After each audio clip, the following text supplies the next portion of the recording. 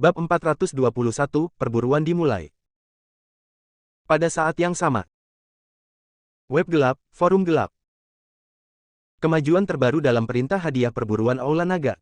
Pembunuh utama kuil kegelapan, Dea Tarot, telah menerima misi dan telah menyusup ke kota Jinling di Sundari. Organisasi pembunuhan tersembunyi internasional, ahli pembunuh dewa, dan harimau bertaring tajam transenden tingkat subdewa, MOS, akan segera tiba di Sundari. Dengan orang kuat tingkat subdewa ini di sini, dan kerjasama dari cabang pembunuhan tersembunyi di Sundari, kita bisa membunuh Aiden. Tingkat keberhasilan orang kulit putih meningkat 30% lagi. Berita terbaru adalah Lone Wolf, pembunuh utama organisasi pembunuh langit di Asia Tenggara, gagal dalam misi pembunuhan dan diduga telah meninggal. Raja Petir Sauron, pembangkit tenaga listrik tertinggi di Aula Naga, tiba di Eropa Utara hari ini dan dengan paksa menekan pembangkit tenaga mafia Rusia Yasok, menunjukkan bahwa dia tak terkalahkan.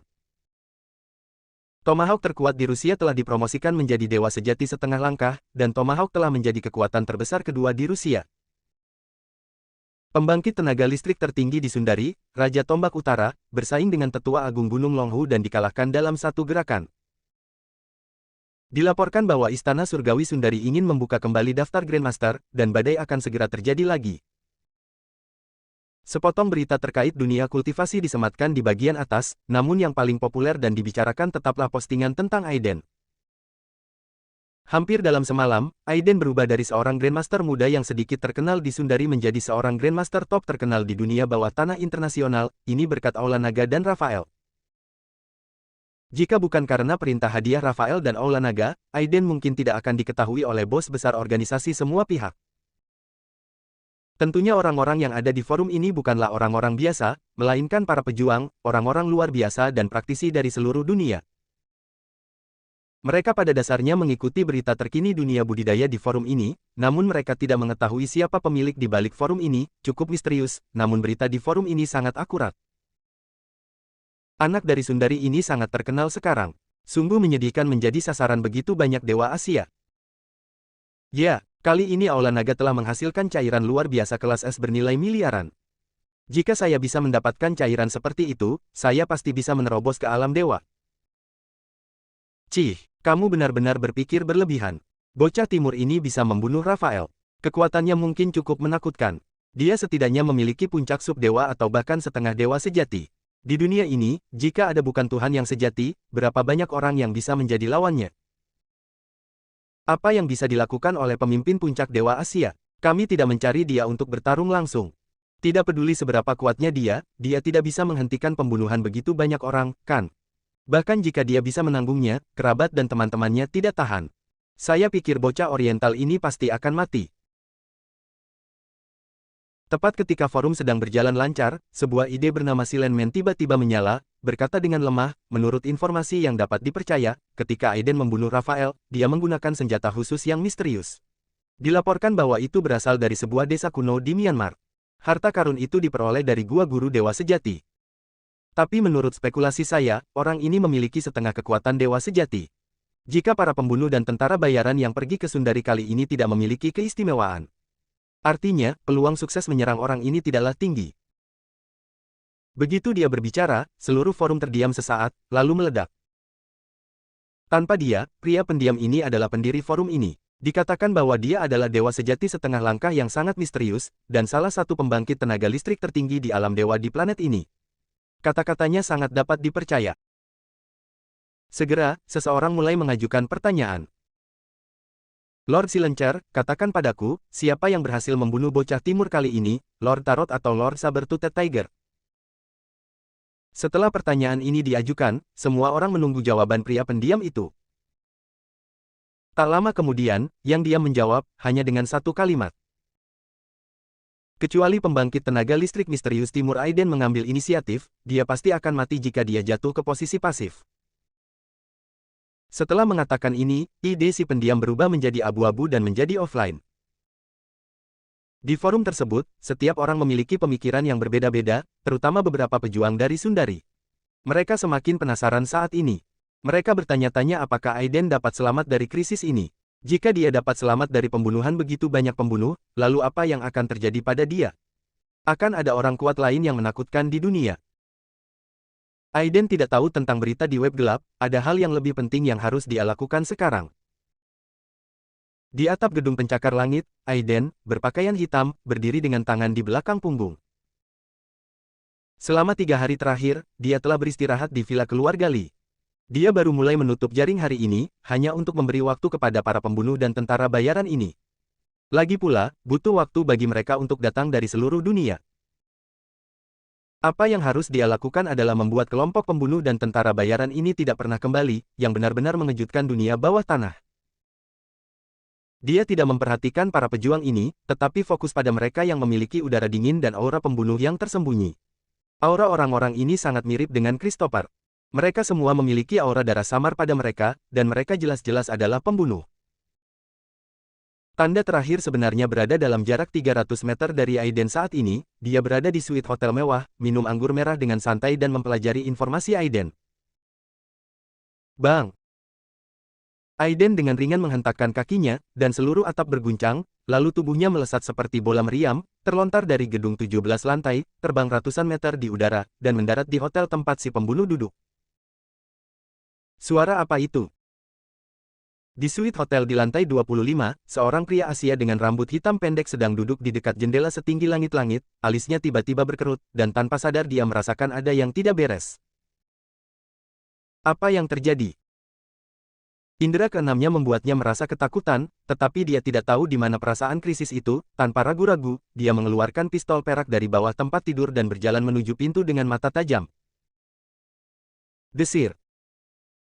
Pada saat ini, dia tiba-tiba mendengar suara menerobos udara. Dia berbalik dengan waspada dan melihat pemandangan yang mengejutkan. Di bawah bulan purnama keperakan, sesosok hitam benar-benar menembus langit, melintasi kehampaan seperti elang, langsung memecahkan kaca temperet dari jendela dari lantai ke langit-langit, dan perlahan melangkah ke dalam ruangan.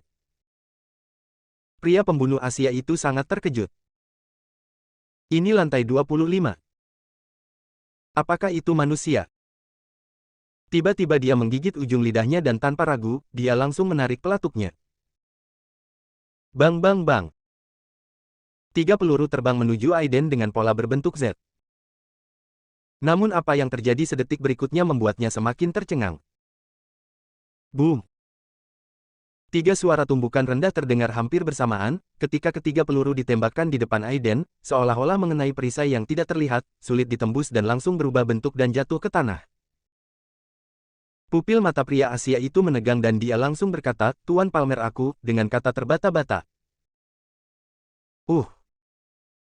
Tapi sebelum dia selesai berbicara, Aiden menamparkan kepalanya hingga berkeping-keping, dan dia tidak bisa bangkit lagi. Pertama. Babak 422, Malam Pembunuhan. Aiden bahkan tidak melihat ke bawah, berjalan ke jendela, menjentikkannya, dan sekali lagi memanfaatkan malam untuk meluncur keluar. Beberapa saat kemudian, satpam yang mendengar suara tersebut membuka pintu. Ketika melihat mayat tergeletak di tanah, dia menjadi pucat karena ketakutan dan segera melaporkannya kepada pengelola. Di udara, Aiden merentangkan tangannya, dan esensi hijau mengembun menjadi bilah udara, membubung ke langit seperti 2 sayap. Nyaman sekali. Aiden merasa setiap sel di tubuhnya bersorak kegirangan, terus-menerus berkomunikasi dengan energi langit dan bumi dari dunia luar, memberinya pasokan kekuatan yang tak ada habisnya, dan bahkan membuat tubuhnya melayang sementara di udara untuk waktu yang singkat. Ini adalah pertama kalinya dia sepenuhnya menunjukkan kekuatan tubuh ini sejak dia mengolah tubuh abadi guntur surgawi. Bang, bang, bang. Aiden seperti Spider-Man, bola-balik di antara banyak gedung bertingkat di kota metropolitan modern ini, melompat dari satu gedung ke gedung lainnya, lalu menginjak tembok dengan jejak kaki yang berat, dan menggunakan kekuatannya untuk melompat ke gedung berikutnya. Sosoknya setinggi puluhan meter di langit, dan di bawah naungan malam, hampir tidak ada yang melihat ke langit. Bahkan jika saya melihatnya, kemungkinan besar saya akan mengira itu adalah seekor burung besar yang terbang lewat. Apakah ini kekuatan dari Grandmaster muda itu? Benar-benar bagus. Di halaman kecil sebuah rumah pribadi biasa di distrik tengah kota Jinling. Saat ini, seorang pria parubaya dengan gaun kain abu-abu sedang duduk di halaman, menonton video di laptopnya, matanya berkedip. Hanya saja video ini buram dan terkesan diambil secara diam-diam. Dalam video tersebut, hanya terlihat 2 sosok buram yang melompat di udara. Awan dan debu menutupi langit. Kedua sosok tersebut tampak sedang bertarung, namun adegan spesifik pertarungan tersebut tidak dapat terlihat dengan jelas. Sayang sekali video ini terlalu buram, dan tidak mungkin menilai kekuatan sebenarnya. Pria berbaju abu-abu itu mengerutkan kening dalam-dalam. Di puncak Gunung Mingshan, Istana Surgawi telah memblokir seluruh bagian Gunung Mingshan, dan dilarang keras mengambil gambar dan video. Meski ada beberapa orang yang mengambil gambar secara diam-diam, namun sayangnya kualitas gambarnya lebih buram dibandingkan film kecil. Jika tersebar, orang lain mungkin tidak dapat mengenali wajah Aiden dan Raphael dengan jelas. Namun dari video tersebut dapat dinilai bahwa mereka dapat bergerak bebas di puncak hutan pinus yang tingginya hampir 10 meter, dan pergerakan mereka sangat cepat. Saya khawatir senapan sniper biasa akan kesulitan membunuhnya. Jika saya ingin membunuhnya, saya khawatir saya harus menggunakan keahlian unik saya. Ini adalah versi senjata tersembunyi yang disempurnakan, Rainstorm Per Blossom. Jarum bunga pir hujan badai terbaruku terbuat dari besi dingin dasar laut. Ini lebih keras daripada peluru yang menembus baju besi. Itu pasti bisa menembus pertahanan gangkinya. Terlebih lagi, aku menambahkan 7 racun absolut dari Sekte Blood Demon, dan Aiden ini hanya perlu menggunakan sedikit, tidak peduli seberapa kuatnya dia pasti akan mati. Pria berpakaian abu-abu itu sedikit menyipitkan matanya dan berkata pada dirinya sendiri, yang perlu kita lakukan sekarang adalah bagaimana memastikan bahwa Aiden berada dalam jangkauan bunga pir hujan badaiku. Meskipun Rainstorm Per Blossom miliknya telah dimodifikasi dan jangkauan serta cakupannya telah ditingkatkan puluhan kali lipat, tidak ada persiapan yang terlalu banyak untuk menghadapi pembangkit tenaga listrik terkemuka yang diduga setengah dewa. Jika Christopher, yang pernah dipenggal oleh Aiden sebelumnya, ada di sini, dia pasti akan mengenali bahwa pria berbaju abu-abu ini adalah pembunuh nomor 1 dari organisasi pembunuh surgawi mereka, Tangan Darah, Rampesi. Orang ini adalah murid terlantar dari Blood Demon Kerajaan Sundari. Dia ahli dalam menggunakan racun dan senjata tersembunyi. Meskipun dia hanya memiliki kekuatan setengah langkah alam transformasi, dia pernah membunuh 71 orang dari sekte kecil sendirian. Dengan senjata dan racun tersembunyi. Bisa dikatakan sangat kejam dan bengis. Sejak saat itu, Istana Surgawi sangat marah dan mendaftarkannya sebagai orang yang dicari. Dia melarikan diri ke Asia Tenggara, dan kemudian bergabung dengan organisasi pembantaian surgawi. Dengan keterampilan beracun dan senjata tersembunyi, dia mampu membunuh semua orang kuat tingkat master, yang juga menciptakan reputasi berdarahnya. Reputasi Rampesi telah menjadikannya raja pembunuh nomor 1 di organisasi pembantaian surgawi. Sekarang, kekuatannya tertahan di alam setengah langkah transformasi, dan sulit untuk ditembus.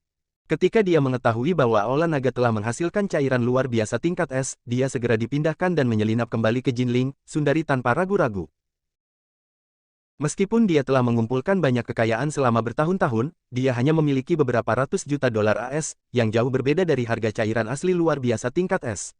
Terlebih lagi, meskipun dia memiliki begitu banyak uang, dia tidak dapat membeli cairan asli luar biasa tingkat es. Kepala Aiden adalah satu-satunya kesempatannya untuk dipromosikan menjadi Grandmaster Alam Transformasi. Premisnya adalah dia berhasil melakukan serangan diam-diam. Bagaimana kamu bisa membunuh dengan satu serangan? Ada sedikit rasa dingin di wajah acuh tak acuh Rampesi. Jika itu tidak berhasil, satu-satunya pilihan adalah memulai dengan kerabat Aiden. Tapi saat ini, tiba-tiba, jantungnya tiba-tiba bergetar. Indra keenam yang dibawa oleh karirnya sebagai pembunuh selama bertahun-tahun membuatnya langsung berdiri tegak dengan pancaran cahaya dingin. Bahaya. Siapakah ini? Kali ini saya kembali ke rumah secara diam-diam dan menyelinap ke kota Jinling. Bagaimana saya bisa ditemukan? Tanpa berpikir panjang, dia menarik napas dalam-dalam dan tiba-tiba melayang ke udara, melarikan diri. Namun pada saat ini, teriakan dingin tiba-tiba terdengar. Mau melarikan diri. Teriakan dingin ini, seperti perkataan dewa kematian, membuat hatinya tenggelam ke dasar dalam sekejap. Di udara, tubuh Rampesi seolah dipegang oleh tangan besar yang tak kasat mata, meski ia berjuang mati-matian, ia tidak bisa melepaskan diri sama sekali. Sesosok hitam mendorong pintu halaman kecil dan berjalan perlahan, dia memandang Rampesi yang ketakutan di udara dan mengambil foto dengan telapak tangannya. Aiden, bagaimana mungkin kamu bisa mengetahuinya?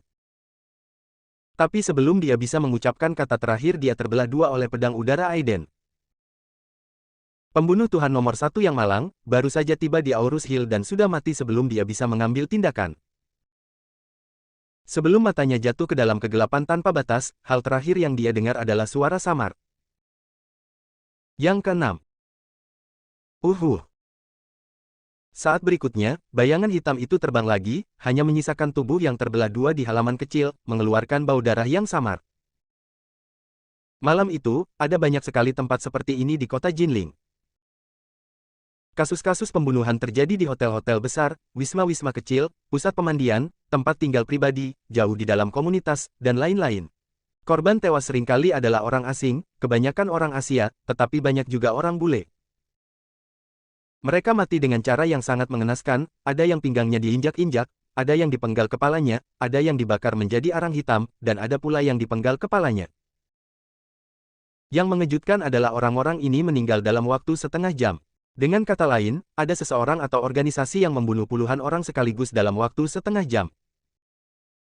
Pembunuh bersembunyi di berbagai tempat, termasuk klub malam bawah tanah. Sayangnya, di bawah pemikiran spiritual Aiden, aura mereka begitu menyilaukan sehingga mustahil untuk menghindarinya. 23. Aiden melangkah keluar dari sebuah bar. Dia baru saja menggunakan pisau pemikiran spiritual untuk langsung membunuh jiwa si pembunuh melalui pintu bar. Orang-orang di sekitarnya hanya mengira dia sedang mabuk dan terkena serangan jantung. Sudah kurang dari setengah jam sejak saya meninggalkan gedung di pusat kota.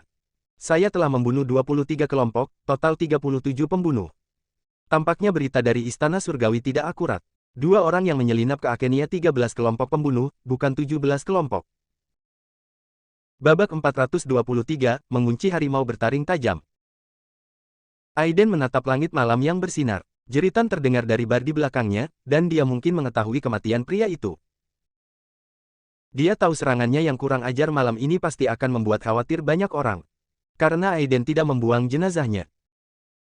Selama jenazahnya tertinggal, banyak informasi yang bisa ditemukan, kantor polisi akan menggunakan jenazah mereka untuk melacak identitas aslinya, menelusuri alasan mereka datang ke Sundari, dan akhirnya mengarahkan mereka kepadanya. Tapi inilah tujuan Aiden, untuk membuat berita lebih besar dan menyebarkannya ke luar negeri, benar-benar mengejutkan organisasi pembunuh dan orang-orang yang bermusuhan. Mengenai masalah rumah tangga yang disebabkan oleh hal ini, Aiden telah memberitahu Robert bahwa Istana Surgawi akan menangani imigran gelap tersebut. Aiden tidak memiliki belas kasihan terhadap para pembunuh dan tentara bayaran yang penuh kejahatan ini. Tak satu pun dari orang-orang ini yang memiliki puluhan nyawa di tangannya. Aiden membunuh mereka. Dalam arti tertentu, dapat dikatakan bahwa dia menyingkirkan bahaya demi ketenaran. Oleh karena itu, Robert dan Octavia juga senang bekerja sama dengan Aiden. Dia benci masalah, tapi dia tidak takut akan masalah itu. Dengan status dan kemampuannya saat ini, dia sudah dapat mengatasi masalah ini. Kehidupan 23 kelompok pembunuh dari organisasi berbeda dan negara berbeda seharusnya cukup untuk menakuti sebagian besar organisasi pembunuh. Pembunuh bukanlah kubis besar. Mereka membunuh lusinan orang sekaligus. Mereka semua adalah yang terbaik di antara yang terbaik. Itu cukup untuk menakut-nakuti banyak organisasi pembunuh itu patah hati. Tapi itu tidak cukup, kita masih kekurangan 2 kelas berat. Hanya dengan membunuh mereka kita bisa benar-benar mengejutkan semua organisasi pembunuh dan memberitahu mereka akibat menyinggung perasaanku, Aiden. Menurut informasi yang diberikan oleh Robert, ada 2 master top yang diam-diam menyelinap ke Jinling untuk menghadapinya kali ini. Salah satunya adalah tarot kematian dari kuil kegelapan. Yang lainnya adalah Moss, harimau bertaring tajam yang tersembunyi secara internasional. Aiden mencibir di sudut mulutnya dan memandang ke langit malam, kekacauan harimau bertaring tajam, dewa kematian tarot, di mana kamu? Saat dia berbicara, pikiran spiritualnya tiba-tiba berkembang, dan teknik penginderaan beroperasi dengan kekuatan penuh, dan itu benar-benar menyelimuti seluruh kota Jinling. Pada saat ini, sudut pandang Aiden tampak jauh lebih tinggi, seperti seekor burung yang menghadap ke kota besar dengan populasi puluhan juta ini. Di bawah pecahnya kesadaran spiritual, semua rahasia Jinling terungkap kepada Aiden. Dia merasakan beberapa aura yang tidak dia sadari sebelumnya. Aura ini mengintai secara diam-diam, tetapi semuanya mengandung kekuatan yang sangat besar, sebanding dengan Grandmaster atau orang sungguhan. Dan mereka sepertinya menyadari ledakan penuh pikiran spiritual Aiden, dan mereka semua mundur, seperti binatang yang terganggu, waspada. Kena kau. Pikiran spiritual Aiden tiba-tiba terkunci pada salah satunya, dengan aura yang sangat lemah namun sangat dingin. Saat berikutnya, dia melangkah keluar dalam 1 langkah, dan detik berikutnya dia berada ratusan meter jauhnya, meninggalkan jejak bayangan, dan bergegas menuju tempat itu dengan kecepatan yang sangat tinggi. Ketika keinginan spiritual Aiden meledak dan menyelimuti seluruh kota dalam sekejap, beberapa orang membuka mata mereka pada saat yang sama dan melihat ke arah Aiden dengan kaget. Dengan budidaya mereka, mereka telah mampu merasakan kekuatan besar yang meliputi segala penjuru, meliputi 6 alam semesta, dan menjangkau segala penjuru, seperti jaring besar yang menutupi dunia. Apa ini? Kesadaran spiritual di alam dewa. Patah. Di dalam halaman istana surgawi. Robert, yang sedang minum teh dengan santai, tiba-tiba berdiri, bahkan tidak peduli cangkir teh di tangannya jatuh ke tanah, matanya berkedip-kedip. Pada saat ini, sesosok heroik berjalan mendekat, wajahnya berkerut dan cantik. "Guru, ada apa denganmu?" Wanita ini adalah murid pribadi Robert, Suki. Saat ini, auranya mendekati kondisi transformasi, dan jauh lebih kuat daripada saat dia bertemu Aiden di Muteburi. Robert melambaikan tangannya dan berkata, "Tidak apa-apa. Tuan, saya pikir Anda harus melihat ini." Wajah Suki masih kaget, dia menarik napas dalam-dalam dan menyerahkan laporan kepada Robert. Melihat nama-nama terhapus satu persatu di lembar laporan, meski Robert sudah bersiap, ia tetap menarik napas dan tersenyum pahit. Itu memang Aiden. Di seluruh kota Jinling, Aiden adalah satu-satunya orang yang dapat memancarkan kekuatan spiritual yang begitu kuat. Dia akhirnya mengerti kenapa Aiden begitu tenang sebelumnya. Ternyata dia sudah lama berencana untuk menangkap semua pembunuh tersebut. Sekarang sepertinya dia yang melakukannya. Hanya dalam setengah jam, dia membunuh 37 pembunuh. Mereka semua adalah pembunuh elit dan tentara bayaran yang sangat percaya diri, tetapi saat ini, Aiden membunuh mereka semua seperti ayam. Kekuatan alam dewa sungguh menakutkan. Tuan. Melihat Robert sedikit terganggu, Suki tanpa sadar mengingatkannya, hal-hal tentang para pembunuh ini. "Kamu tidak perlu khawatir. Saya akan menanganinya sendiri." Robert berkata sambil tersenyum, sepertinya orang itu sudah mulai menutup jaring. Suki sepertinya memikirkan sesuatu dan tertegun dan berkata, "Tuan, apakah Anda mengatakan bahwa para pembunuh dan tentara bayaran ini dibunuh oleh Aiden?" Robert tertawa dan bertanya, "Siapa lagi?" Tetapi, wajah Suki dipenuhi ketidakpercayaan dan keterkejutan, bagaimana dia bisa secara akurat menemukan begitu banyak orang dan membunuh mereka semua dalam waktu sesingkat itu. Anda tahu, bahkan organisasi besar seperti Istana Surgawi hanya dapat memantau keberadaan beberapa orang. Sulit untuk memantau beberapa pembunuh yang berpengalaman dan kuat. Aiden hanya satu orang. Bahkan dengan bantuan Robert, itu tidak mungkin. Temukan dan bunuh begitu banyak pembunuh elit dalam waktu singkat. Seolah dia bisa melihat pikiran Suki, Robert tersenyum ringan dan berkata, "Bagaimana kita bisa secara diam-diam menebak kekuatan alam dewa?" Tapi bukankah Aiden mengatakan bahwa dia belum berada di alam dewa? Justru karena dia belum berada di alam dewa maka dia menjadi lebih menakutkan. Kata Robert pelan. Dia belum mencapai alam dewa, tetapi dia memiliki kekuatan yang sebanding dengan alam dewa. Setelah penjahat tak tertandingi tersebut sepenuhnya dewasa, dapatkah keluarga Palmer mampu melawannya bahkan jika keluarga Palmer mendapat dukungan dari Sekte Abadi? Pada saat ini, Robert memiliki banyak pemikiran dan dengan cepat mengeluarkan perintah untuk secara pribadi, menyelesaikan sentuhan akhir, untuk Aiden. Tidak hanya para empu tua kota Jinling seperti Robert dan Boren, tetapi juga orang-orang di beberapa tempat lain di kota Jinling terkejut sekaligus terpesona.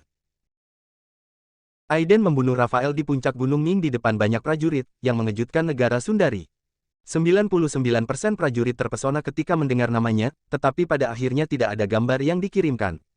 Beberapa master percaya bahwa pertempuran mereka dilebih-lebihkan dan keduanya hanyalah master biasa. Setiap orang berada dalam dunia transformasi, seberapa burukkah saya dibandingkan Anda? Mereka yang bisa dipromosikan kerana Grandmaster seringkali adalah orang-orang yang jenius, sangat sombong, dan tidak menganggap dirinya kalah dengan orang lain. Tak sedikit Grandmaster yang menganut gagasan ini. Beberapa orang bergegas ke Akenia, mencari kesempatan untuk menantang Grandmaster muda yang menjadi pusat perhatian dan samar-samar menyandang gelar Grandmaster pertama Sundari. Namun setelah merasakan pikiran spiritual Aiden, orang-orang ini tiba-tiba menjadi pucat. Bab 424, Penguasa Pikiran Ilahi. Orang-orang ini belum menyentuh gerbang pikiran ilahi, dan jauh dari alam ilahi, tetapi Aiden sudah dapat menutupi seluruh kota. Celah apa ini? Perbedaannya sangat besar. Jika Anda menghadapi makhluk seperti itu, Anda mungkin tidak dapat bertahan bahkan dalam 3 gerakan. Memikirkan hal ini, keringat dingin mengucur di punggung orang-orang ini, dan mereka tiba-tiba merasa sedikit berterima kasih kepada para pembunuh. Jika orang-orang ini tidak membiarkan Aiden melepaskan kekuatan aslinya, mereka akan menabrak tembok, dan mereka mungkin mati tanpa menyadarinya. Saat ini, jalan antik di kota Jinling dipenuhi orang di malam hari, dan jalanan ramai serta ramai. Di sebuah toko barang antik, seorang pria Asia jangkung dan kurus yang mengenakan t-shirt hitam dan tato harimau bertaring tajam di lengannya sedang memegang teko-teh buram dan sedang menawar dengan bosnya. Tetapi saat ini, dia sepertinya merasakan sesuatu. Dia tiba-tiba mengangkat kepalanya dan melihat ke langit di luar pintu. Postur berdirinya terlihat sangat rileks, namun otot-otot di sekujur tubuhnya selalu tegang, siap menerima pukulan mengejutkan kapan saja. Kekuatan spiritual yang sangat kuat. Saya tidak menyangka ada guru spiritual di Sundari. Dan guru spiritual yang begitu kuat, saya pikir hanya pejuang yang ada di Sundari. Ada masalah sekarang. Master pikiran ilahi itu sepertinya datang menemuiku. Pria Asia yang tinggi dan kurus itu sedikit mengernyit. Secara internasional, guru spiritual mengacu pada guru yang berspesialisasi dalam kekuatan spiritual. Guru seperti itu jauh lebih jarang dan lebih sulit untuk diprovokasi daripada guru petarung dan ahli seni bela diri. Mereka memiliki berbagai macam metode yang aneh. Mereka dapat menggunakan kekuatan spiritual untuk mempengaruhi gelombang otak manusia, melakukan ilusi, memutarbalikkan mimpi, dan bahkan membunuh orang dalam kehampaan. Bahkan seorang pejuang realem transformasi akan pusing ketika menghadapi master spiritual. Kekuatan mental tidak terlihat, tidak berwujud, dan sulit untuk dipraktikkan. Bahkan di dunia barat, guru spiritual jarang ditemukan, dan masing-masing adalah bos besar. Tanpa diduga, begitu dia tiba di Sundari dan sebelum dia datang ke Aiden, dia bertemu dengan seorang guru pemikiran spiritual legendaris, yang mengejutkannya. Kerajaan Sundari memang merupakan tanah terlarang kuno dan misterius di timur. Tidak ada rasa takut di mata pria jangkung dan kurus itu, bahkan ada sedikit pun kegembiraan, sepertinya dia datang ke tempat yang tepat untuk perjalanan ke Sundari kali ini. Dia ingin mendapatkan cairan luar biasa tingkat S. Kudengar tarot idiot itu sudah 2 hari berada di Sundari, tapi dia bahkan belum menyentuh bayangan Aiden, sungguh memalukan. Kali ini, dia harus buru-buru menghadapi Aiden sebelum tarot. Dalam beberapa tahun terakhir, kuil kegelapan menjadi semakin kuat, hampir mengancam statusnya sebagai pembunuh tersembunyi. Perburuan Aiden ini bisa dianggap sebagai pertarungan antara pembunuhan tersembunyi dan kuil kegelapan. Namun sebelum membunuh Aiden, dia harus berurusan dengan guru spiritual ini. Ini benar-benar merepotkan. Sepertinya orang-orang di web gelap itu benar. Sundari benar-benar menyebalkan. Saya baru saja tiba di Aurus Hill dan saya sudah menjadi sasaran. Tampaknya ahli pemikiran spiritual ini seharusnya berasal dari Istana Surgawi, organisasi terbesar di Sundari. Dikatakan bahwa ini adalah jaringan perlindungan negara Sundari, dan dijaga oleh 4 orang kuat di puncak Dewa Asia. Meskipun dia tidak takut dengan Dewa Puncak Asia, jika dia dikelilingi oleh 4 orang, dia masih dalam bahaya terjatuh, jadi dia harus bertarung dengan cepat. Setelah memikirkan hal ini, pria jangkung dan kurus itu mencibir, mengambil botol air buram dan langsung berjalan keluar pintu. Hei, kamu belum membayar. Pemilik toko tiba-tiba menjadi cemas. Pria jangkung dan kurus itu menoleh dan menatap mata pemilik toko, pupil matanya perlahan berubah menjadi perak. Mata pemilik toko langsung berkaca-kaca, dan dia berbalik dan duduk di kursi anyaman, seolah dia gila. Setelah melakukan semua ini, pria jangkung dan kurus itu mencibir, pergi dalam sekejap, dan langsung menyatu dengan kerumunan. Dia melihat ke suatu tempat di langit di kejauhan, dan cahaya perak bersinar di matanya. Meskipun master pikirin ilahi sangat kuat, saya juga tidak lemah. Pria jangkung dan kurus itu mencibir, dan aura di tubuhnya menghilang seketika, menyatu sepenuhnya dengan kerumunan. Bahkan jika seorang master di puncak alam transformasi menggunakan kekuatan mentalnya untuk menyapu, akan sulit untuk membedakannya sedikit pun. Yah, sudah pergi. Aiden, yang sedang meluncur di udara, tiba-tiba mengerutkan kening. Dia telah mengunci pria jangkung dan kurus itu dengan pikiran spiritualnya, tetapi sekarang dia merasa auranya sangat lemah. Cahaya yang awalnya seterang matahari sekarang seperti sinar lemah. Cahaya lilin tampak seperti manusia biasa.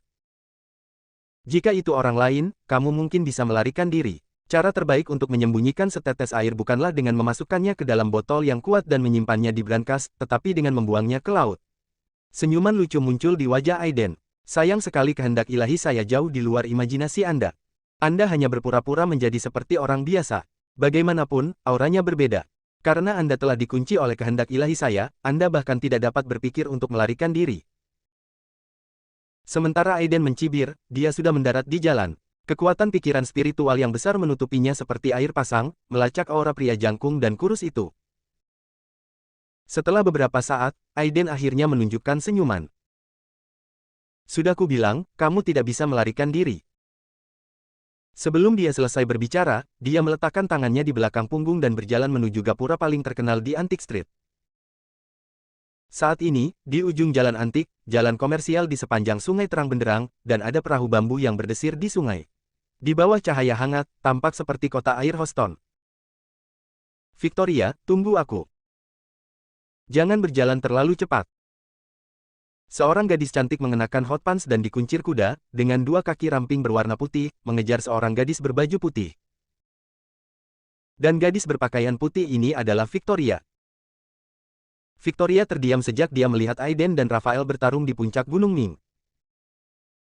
Meskipun hanya dalam 2 hari, tuan muda yang tak terhitung jumlahnya menunjukkan rasa hormat mereka kepadanya, dan bahkan tuan muda dari keluarga Walker mengungkapkan perasaannya berkali-kali, dia tidak bahagia sama sekali. Jika dia bisa disukai oleh pria dan wanita muda papan atas di masa lalu, harga dirinya akan sangat terpuaskan dan dia pasti akan sangat bahagia. Tapi sekarang dia tidak tahu kenapa, tapi dia merasa sedikit jijik dengan hal-hal ini. Sama seperti teman baiknya Stella di sekolah menengah, setelah kejadian itu, keduanya tidak pernah berinteraksi lagi, dan dia bahkan tidak peduli dengan hidup atau mati satu sama lain. Pada saat ini, Victoria telah mengalami serangkaian pukulan dan guncangan, dan tampaknya semakin dewasa. Victoria, ada apa denganmu? Apa yang salah dengan sepupu yang begitu kuat? Natalie memeluk lengan Victoria dan berkata dengan rasa iri di wajahnya, jika aku memiliki latar belakang yang kuat dan sepupu yang seperti dewa, aku benar-benar ingin agar seluruh dunia tahu. Maka semua orang harus menyenangkanku sama seperti mereka menyenangkanmu. Victoria memutar matanya dan berkata, dangkal. Natalie berkata sambil tersenyum main-main, aku hanya dangkal. Berbicara tentangmu, apakah sepupumu Aiden punya pacar? Apa pendapatmu tentang aku? Saat dia berbicara, dia mengedipkan matanya yang besar ke arah Victoria dan dengan sengaja membusungkan dadanya. Victoria terhibur olehnya dan berkata dengan marah, berhentilah bersikap sombong, oke. Bahkan jika Aiden tidak punya pacar, dia tetap tidak menyukaimu. Huff, wajah Natalie dipenuhi dengan ketidakpuasan. Dia mencibir bibir merahnya yang khas, melipat tangannya dan menatap Victoria dan berkata, saya memiliki payudara, pantat, dan ketampanan. Mengapa saya tidak pantas mendapatkannya? Bab 425, Pertemuan. Victoria memandang sahabat barunya, merasa lebih baik dan dengan bercanda berkata, karena kamu sangat percaya diri, bagaimana kalau aku memperkenalkanmu satu sama lain kali? Mata Natalie berbinar, benarkah? Sosok tampan Aiden yang berdiri gagah di langit puncak Gunung Ming telah terpatri di hatinya. Pada saat itu, Aiden berkali-kali lebih baik daripada putra tertua dari keluarga bangsawan atau bintang pria dalam film tersebut. Terutama ketika dia memikirkan adegan di mana semua pria besar menundukkan kepala mereka kepada Aiden, dia merasa sangat bersemangat. Pria seperti itu hanyalah pangeran tampan yang diimpikan setiap gadis. Victoria menatap Natalie sebentar, sepertinya sedang berpikir, tetapi di bawah tatapan gugup orang lain, dia berkata dengan suara panjang, tentu saja itu bohong. Ah! Victoria, mari kita lihat apakah aku tidak memukulmu sampai mati. Natalie membuka gigi dan cakarnya dan meraih Victoria, yang dengan cepat melarikan diri. Dua gadis muda dan cantik sedang bermain-main, menyebabkan pejalan kaki di jalan berbalik.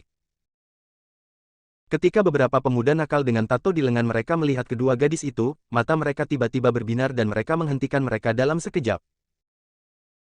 Dua wanita cantik, kenapa dua gadis berbelanja bersama? Akan sangat berbahaya jika mereka bertemu pria jahat.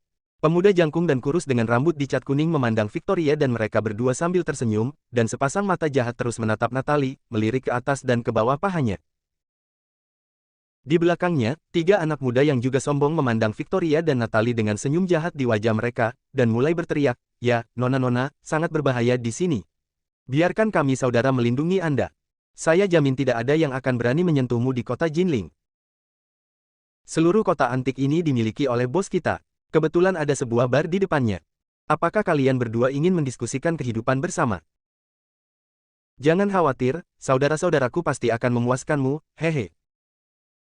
Ketika orang yang lewat di sekitarnya melihat pemandangan ini, mereka semua bersembunyi dan tidak menunjukkan niat untuk membantu. Mereka tidak berani macam-macam dengan ular lokal tersebut. Victoria menghentikan Natalie yang marah, wajahnya dingin, dan dia menatap pemimpin pria berandalan. Aku memberimu waktu 3 detik, keluar dari sini. Pemuda berambut kuning itu tertegun sejenak, lalu mencibir. Aku tidak tahu, tapi kepribadianmu cukup baik. Tapi, apakah menurutmu aku takut? Biar ku beritahu, akulah bos di kota antik jalan ini. Aku ingin melihat siapa yang tidak berani menatapku. Dia menatap Victoria dan Natalie dengan mata tegas, dan dengan dingin mendengus, bawa mereka pergi, kamu akan menemani kami minum hari ini. Ketiga pemuda nakal itu mencibir dan berusaha memaksanya pergi. Apa yang ingin kamu lakukan? Sudah ku bilang, jika kamu berani bergerak lagi, aku akan memanggil polisi. Natalie akhirnya panik saat ini. Panggil polisi. Pemuda berambut kuning itu mencibir, kamu bisa memanggil polisi. Jejak kemarahan melintas di mata Victoria, dan dia tiba-tiba berbalik dan berteriak di suatu tempat di belakangnya, Tuan Muda Walker, setelah menonton ini begitu lama, apakah Anda masih ingin melanjutkan? Para pemuda berambut kuning itu sedikit terkejut, dan tanpa sadar menoleh untuk melihat ke belakang Victoria. Merasa kasihan. Seorang pemuda jangkung dan dua pria berbaju hitam muncul pada waktu yang tidak diketahui. Mereka memandang Victoria dan tersenyum meminta maaf, berkata, saya baru saja pergi ke toilet, tapi saya tidak menyangka lalat akan mengganggumu Victoria. Mendengar hal tersebut, pemuda berambut kuning itu menjadi marah. Sial, siapa kamu? Kenapa kamu berpura-pura berusia 13 tahun di depanku? Jangan berpikir kamu hebat hanya karena kamu memiliki 2 pengikut. Jika kamu berakal sehat, keluar dari sini, atau aku akan membiarkanmu tahu kenapa bunganya begitu merah. Kamu ingin menjadi pahlawan dan menyelamatkan keindahan. Apakah kamu mencari tempat yang salah? Sebelum pemuda itu marah, cepatlah pergi sejauh mungkin. Pemuda terkemuka dengan rambut kuning memandang Brooklyn dan mereka bertiga dan merasa ada yang tidak beres, dia berkata dengan suara yang dalam, maaf, apa latar belakangmu, saudara? Brooklyn meliriknya dan bertanya, apakah kamu kenal Pak Tua Wolfin? Pemuda berambut kuning itu tiba-tiba terkejut, apakah yang Anda bicarakan tentang Tuan Wolfin B? Wolfin B. Brooklyn mencibir, Pak Tua Wolfin adalah anjing keluarga kami. Pemuda berambut kuning itu benar-benar lesu, dan hatinya tenggelam ke dasar. Pihak lain bahkan tidak memperhatikan penanggung jawab distrik tengah. Latar belakangnya benar-benar menakutkan. Bagaimana dia bisa begitu buta hingga menyinggung pemuda terkemuka seperti itu? Di mata beberapa adik laki-laki yang terkejut, pemuda berambut kuning yang sangat sombong beberapa detik yang lalu menjadi pucat saat ini dan membungkuk dan berkata, Tuan Muda, saudara-saudara kita tidak berakal sehat, mohon jangan tersinggung Tuan Muda. Brooklyn memandangnya dengan ringan, patahkan semua kaki mereka dan buang ke sungai. Ya. Kedua pria berbaju hitam itu tiba-tiba merespon. Di mata keempat pemuda nakal yang terkejut, mereka seperti serigala memasuki kawanan domba, menjatuhkan beberapa dari mereka ke tanah dengan 3 pukulan.